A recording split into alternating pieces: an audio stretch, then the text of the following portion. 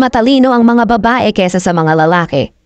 Random facts tungkol sa mga babae, magugulat ang mga lalaki sa sasabihin ko sa huli. Ayon sa psychology, kapag gusto ka ng babae, hahawiin niya ang buhok nito para lang mapansin mo.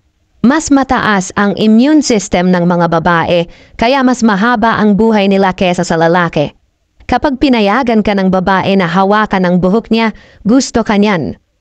Kung mahal ka ng babae, karamihan sa sinasabi ng babae ay kabaligtaran ng ibig niya sabihin.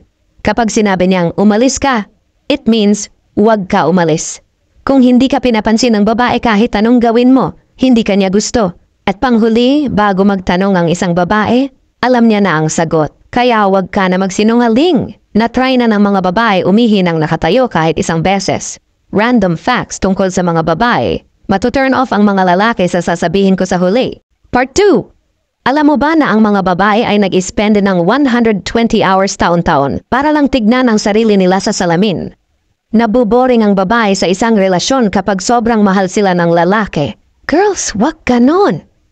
Nai-in-love ang mga babae kapag mahilig sa pusa ang isang lalaki. Kaya boys, mag-my day ka na ng pusa.